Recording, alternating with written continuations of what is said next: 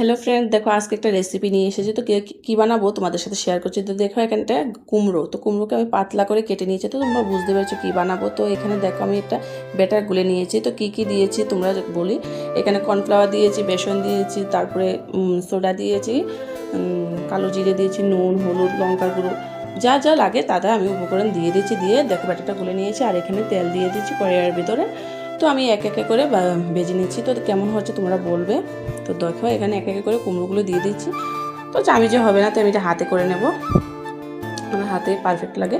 তো দেখো হাত দিয়ে আমি সুন্দর করে দিয়ে দিয়েছি। তো তেলটা ভালো করে গরম হয়নি, প্রথমে একটা দিয়ে ট্রাই করে দেখলাম। তো দেখো কি সুন্দর ফুলেছে।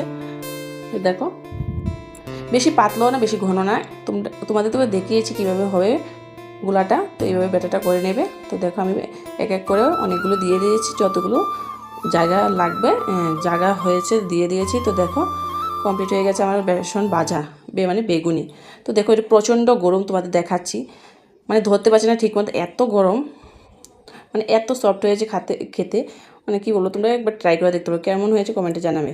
তো দেখো খুব স্বাদ হয়েছে, খেয়ে দেখো।